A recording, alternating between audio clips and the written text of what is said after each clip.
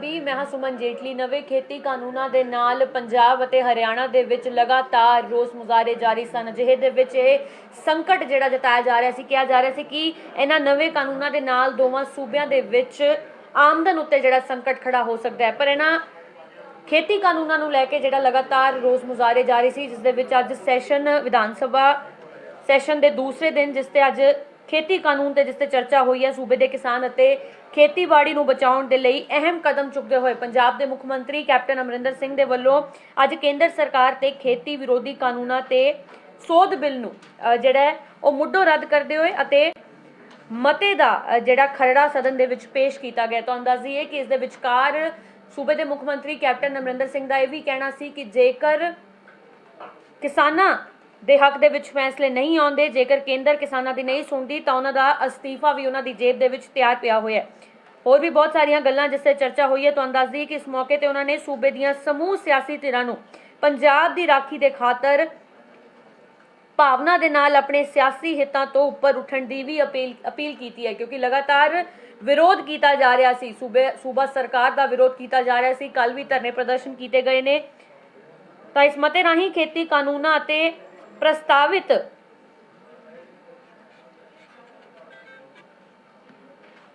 ਵੱਡਾ ਅਪਡੇਟ ਹੈ ਇਸ ਵੇਲੇ ਦਾ। ਇਸ ਮਤੇ ਰਾਹੀਂ ਖੇਤੀ ਕਾਨੂੰਨਾਂ ਅਤੇ ਪ੍ਰਸਤਾਵਿਤ ਬਿੱਲਾਂ ਨੂੰ ਸੋਧ ਬਿੱਲ ਨੂੰ ਰੱਦ ਕਰਨ ਦੀ ਮੰਗ ਕੀਤੀ ਗਈ ਹੈ। ਇਹ ਵੀ ਮੰਗ ਕੀਤੀ ਗਈ ਹੈ ਕਿ ਭਾਰਤ ਸਰਕਾਰ ਨਾ ਸਿਰਫ ਇਹਨਾਂ ਕਾਨੂੰਨਾਂ ਨੂੰ ਰੱਦ ਕਰੇ, ਬਲਕਿ ਅਨਾਜ ਦੇ ਘੱਟੋ-ਘੱਟ ਸਮਰਥਨ ਮੁੱਲ ਉੱਪਰ ਖਰੀਦ ਨੂੰ ਕਿਸਾਨਾਂ ਦਾ ਕਾਨੂੰਨੀ ਅਧਿਕਾਰ ਬਣਾਉਣ ਅਤੇ ਭਾਰਤੀ ਖੁਰਾਕ ਨਿਗਮ ਅਜਿਹੇ ਹੋਰ ਅਦਾਰਿਆਂ ਰਾਹੀਂ ਨਵੇਂ ਆਰਡੀਨੈਂਸ ਜਾਰੀ ਕਰੇ। ਸੂਬਾ ਸਰਕਾਰ ਦੇ ਵੱਲੋਂ ਬੀਤੇ ਦਿਨ ਬਿੱਲ ਨਾ ਪੇਸ਼ ਕਰਨ ਦੇ ਵਿਰੋਧ ਦੇ ਵਿੱਚ ਰੋਸ ਪ੍ਰਗਟਾਉਣ ਦੇ ਲਈ ਕੁਝ ਵਿਧਾਇਕਾਂ ਵੱਲੋਂ ਜਿਹੜੇ ਰੋਸ ਮੁਜ਼ਾਹਰੇ ਕੀਤੇ ਗਏ ਸੀ, ਉਸ ਦੀ ਸਖਤ ਸ਼ਬਦਾਂ ਦੇ ਵਿੱਚ ਨਿੰਦਾ ਵੀ ਕੀਤੀ ਗਈ ਹੈ। ਜਿਹੜੇ 3 ਬਿੱਲਾਂ ਦਾ ਜ਼ਿਕਰ ਹੈ, ਸਭ ਤੋਂ ਪਹਿਲਾਂ ਤੁਹਾਨੂੰ ਦੱਸ ਦਿੰਦੇ ਹਾਂ ਕਿ ਹੈ ਕਿ ਪਹਿਲਾ ਬਿੱਲ ਕਿਸਾਨ ਵਪਾਰ ਅਤੇ ਵਣਜ ਦੀਆਂ ਵਿਸ਼ੇਸ਼ ਵਿਵਸਥਾਵਾਂ ਅਤੇ ਪੰਜਾਬ ਸੋਧ ਬਿੱਲ 2020 ਇਹ ਸੁਨਿਸ਼ਚਿਤ ਕਰਦਾ ਹੈ। ਜਿਹੜਾ ਪਹਿਲਾ ਬਿੱਲ ਹੈ ਕਿਸਾਨ ਵਪਾਰ ਅਤੇ ਵਣਜ ਦੀਆਂ ਵਿਸ਼ੇਸ਼ ਵਿਵਸਥਾਵਾਂ ਅਤੇ ਪੰਜਾਬ ਸੋਧ ਬਿੱਲ 2020, ਇਹ ਬਿੱਲ ਸੁਨਿਸ਼ਚਿਤ ਕਰਦਾ ਹੈ ਕਿ ਕਣਕ ਜਾਂ ਝੋਨੇ ਦੀ ਕੋਈ ਵੀ ਵਿਕਰੀ ਜਾਂ ਖਰੀਦ ਯੋਗ ਨਹੀਂ ਹੋਵੇਗੀ ਜਦ ਤੱਕ ਇਸ ਦੀ ਅਦਾ ਕੀਤੀ ਹੋਈ ਕੀਮਤ MSP ਦੇ ਬਰਾਬਰ ਜਾਂ ਵੱਧ ਨਹੀਂ ਹੁੰਦੀ। MSP ਤੋਂ ਘੱਟ ਖਰੀਦਣ ਵਾਲਾ ਕੋਈ ਵੀ ਹੋਵੇ ਉਸ ਨੂੰ 3 ਸਾਲ ਦੀ ਸਜ਼ਾ ਹੋਵੇਗੀ। ਵੱਡਾ ਅਪਡੇਟ ਇਸ ਵੇਲੇ ਦਾ, ਜੋ ਵੀ MSP ਤੋਂ ਘੱਟ ਖਰੀਦਣ ਵਾਲਾ ਹੋਏਗਾ ਉਸ ਨੂੰ 3 ਸਾਲ ਦੀ ਸਜ਼ਾ ਤੇ ਜੁਰਮਾਨਾ ਵੀ ਦੱਸਿਆ ਗਿਆ। ਅੱਗੇ ਵਧਦੇ ਹਾਂ ਬਿੱਲ 2, ਦੂਸਰਾ ਬਿੱਲ ਜੋ ਕਿ ਜ਼ਰੂਰੀ ਚੀਜ਼ਾਂ ਦੀ ਵਿਸ਼ੇਸ਼ ਵਿਵਸਥਾ ਤੇ ਪੰਜਾਬ ਸੋਧ ਬਿੱਲ 2, ਇਸ ਦੇ ਵਿੱਚ ਖਪਤਕਾਰਾਂ ਨੂੰ ਅਨਾਜ ਦੀ ਜਮਾਖੋਰੀ ਅਤੇ ਕਾਲਾਬਾਜ਼ਾਰੀ ਤੋਂ ਬਚਾਉਂਦਾ ਹੈ। ਕਿਸਾਨਾਂ ਅਤੇ ਖੇਤ ਮਜ਼ਦੂਰਾਂ ਦੀ ਰੋਜ਼ੀ ਰੋਟੀ ਦੀ ਰੱਖਿਆ ਕਰਦਾ ਹੈ। ਜਿਹੜਾ ਦੂਸਰਾ ਬਿੱਲ ਹੈ ਜਿਸ ਦੇ ਵਿੱਚ ਜ਼ਰੂਰੀ ਚੀਜ਼ਾਂ ਦੀ ਵਿਸ਼ੇਸ਼ ਵਿਵਸਥਾ ਅਤੇ ਪੰਜਾਬ ਸੋਧ ਬਿੱਲ ਹੈ, ਇਹ ਖਪਤਕਾਰਾਂ ਨੂੰ ਅਨਾਜ ਦੀ ਜਮਾਖੋਰੀ ਤੇ ਕਾਲਾਬਾਜ਼ਾਰੀ ਤੋਂ ਬਚਾਉਣ ਦੇ ਵਿੱਚ ਮਦਦ ਕਰਦਾ ਹੈ ਅਤੇ ਕਿਸਾਨਾਂ ਅਤੇ ਖੇਤ ਮਜ਼ਦੂਰਾਂ ਦੀ ਜਿਹੜੀ ਰੋਜ਼ੀ ਰੋਟੀ ਹੈ ਉਸ ਦੀ ਰੱਖਿਆ ਕਰਦਾ ਹੈ ਦੂਸਰਾ ਬਿੱਲ। ਤੇ ਹੁਣ ਵਧਦੇ ਹਾਂ ਤੀਸਰੇ ਬਿੱਲ ਦੇ ਵੱਲ। ਮੁੱਲ ਅਸ਼ੋਰੈਂਸ ਅਤੇ ਫਾਰਮ ਸੇਵਾਵਾਂ ਬਿੱਲ 2020 ਅਤੇ ਕਿਸਾਨਾਂ ਦਾ ਸਮਝੌਤਾ। ਜਿਹੜਾ ਤੀਸਰਾ ਬਿੱਲ ਹੈ ਉਹ ਇਹ ਸੁਨਿਸ਼ਚਿਤ ਕਰਦਾ ਹੈ ਕਿ ਖੇਤੀਬਾੜੀ ਸਮਝੌਤੇ ਤਹਿਤ ਕਣਕ ਤੇ ਝੋਨੇ ਦੀ ਕੋਈ ਵੀ ਖਰੀਦ ਜਾਂ ਵਿਕਰੀ MSP ਤੋਂ ਹੇਠਾਂ ਨਾ ਹੋਵੇ ਅਤੇ ਜੇਕਰ ਕੋਈ ਸੰਸਥਾ ਇਸ ਤਰ੍ਹਾਂ ਕਰਦੀ ਹੈ ਤਾਂ ਉਸ ਨੂੰ ਸਜ਼ਾ ਹੋਵੇਗੀ। 3 ਸਾਲ ਦੀ ਸਜ਼ਾ ਜਿਹੜੀ ਹੈ ਉਹ ਸੁਨਿਸ਼ਚਿਤ ਕੀਤੀ ਗਈ ਹੈ। ਜਿਹੜੇ ਕਾਰਪੋਰੇਟ ਹਾਊਸ ਨੇ, ਕੰਪਨੀਆਂ ਜਾਂ ਲੋਕਾਂ ਦਾ ਸਮੂਹ ਕਿਸੇ ਵੀ ਕਿਸਾਨ ਜਾਂ ਕਿਸੇ ਨੂੰ ਵੀ ਤੈਅ MSP ਤੋਂ ਘੱਟ ਮੁੱਲ ਤੇ ਫਸਲ ਵੇਚਣ ਤੇ ਮਜਬੂਰ ਕਰਦੇ ਨੇ ਤਾਂ ਇਹ ਅਪਰਾਧ ਮੰਨਿਆ ਜਾਵੇਗਾ। ਘੱਟ ਤੋਂ ਘੱਟ 3 ਸਾਲ ਦੀ ਸਜ਼ਾ ਜਿਹੜੀ ਹੈ ਉਸ ਨੂੰ ਹੋਵੇਗੀ। ਸੂਬਾ ਸਰਕਾਰ ਸਮੇਂ-ਸਮੇਂ ਤੇ ਕਾਰਪੋਰੇਟ ਵਪਾਰੀ ਅਤੇ ਟ੍ਰੇਡਿੰਗ ਉੱਤੇ ਫੀਸ ਲਾਏਗੀ। ਇਹ ਜਿਹੜੀ ਫੀਸ ਹੈ ਇਹ ਉਦੋਂ ਹੀ ਲੱਗੇਗੀ ਜੇ ਉਹ ਬਿਜ਼ਨਸਮੈਨ ਮੰਡੀਆਂ ਤੋਂ ਬਾਹਰ ਕਰਨਗੇ। ਜਿੰਨੀ ਵੀ ਫੀਸ ਇਸ ਤਰ੍ਹਾਂ ਦੀ ਹੋਵੇਗੀ ਉਹ ਲੋੜਵੰਦ ਕਿਸਾਨ ਦੀ ਭਲਾਈ ਲਈ ਲੱਗੇਗੀ। ਇਸ ਦੇ ਨਾਲ ਹੀ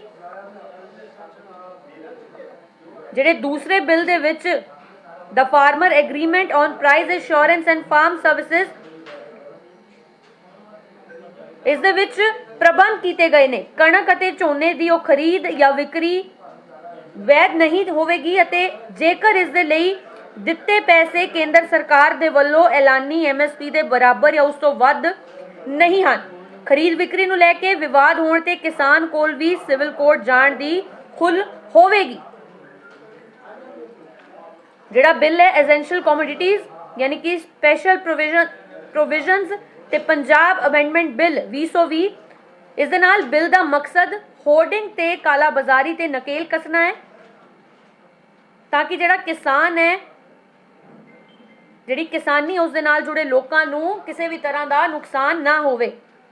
चौथा बिल एक होर बिल है जिहड़ा amendment to the code of civil procedure 1908 है। इस दे नाल किसानां नूं इह लाभ होवेगा कि किसान दी जमीन दी कुरक ना होवे। इस दे लई यह बिल लिआंदा गया ते पंजाब दी किसी भी अदालत वालों 2.5 एकड़ तो वध जमीन वाले किसान दी जमीन अटैच नहीं होवेगी। तो ये जिहड़ी जरूरी जानकारी असीं तुहाडे नाल इन्हां तिन्नां बिल्लां बारे सांझी कीती है। ते जिहड़ा चौथा बिल जिसनूं मैंशन किया गया है amendment to the code of civil procedure 1908 इसका की लाभ होएगा ये भी तुहानूं दस्सिआ है। ते इस दे नाल ही अज दे सैशन दा ये दूसरा दिन सी। इस दौरान कैप्टन अमरिंदर सिंह वल्लों एक तिखा बयान दिता गया। उन्हां वल्लों ये वार्निंग दी गई है कि वो अपना अस्तीफा अपनी जेब दे विच लैके आए ने। तुहानूं सब तो पहला सुना दिंदे हां कैप्टन अमरिंदर सिंह ने क्यों अस्तीफा देण दी गल आखी।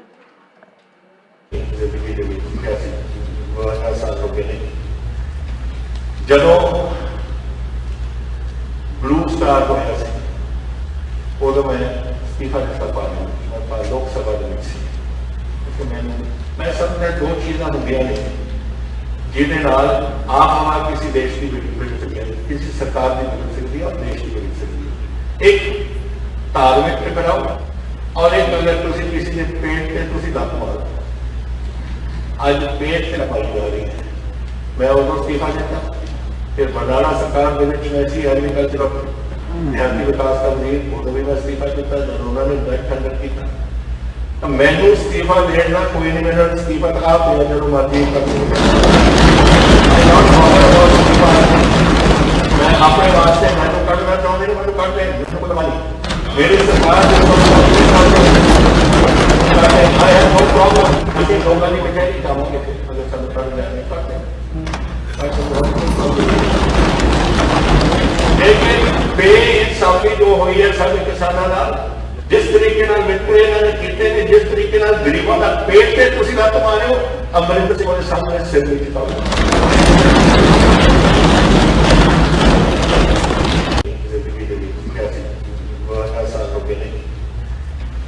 जदों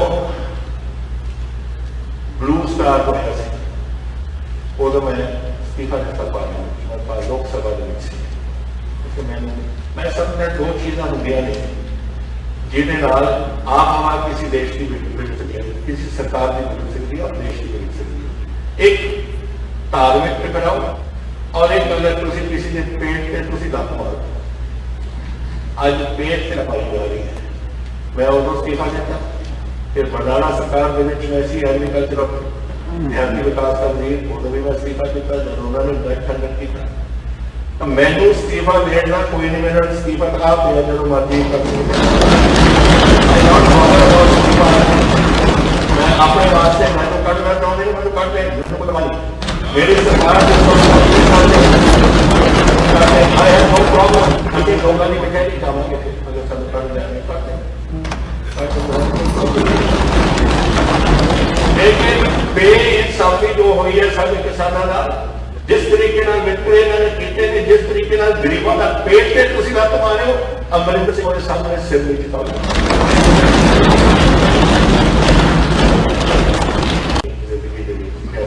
देखना होएगा कि इस बिल के पेश होने तो बाद केंद्र ते कितना असर होगा। यह भी देखना होएगा कि सुप्रीम कोर्ट जाएगी सूबा सरकार जेड़े कानून केंद्र लैके आ रहे हैं कि इस तो बाद वो पंजाब च कानून जेड़े ने लागू होणगे या कल की जिहड़ी मीटिंग होएगी किसानां दी उस किसानां दी मीटिंग दे विच उस इकट्ठ दे विच अगली रणनीति की होवेगी। ये भी देखना होएगा किसान की खास लैके आउंदे ने कल दी इस मीटिंग दे विच। वो अपडेट लैके भी असीं जल्दी हाजिर होवांगे। तद तक दे लई मैनूं दिओ इजाजत। तुसीं जुड़े रहो डेली पोस्ट पंजाबी।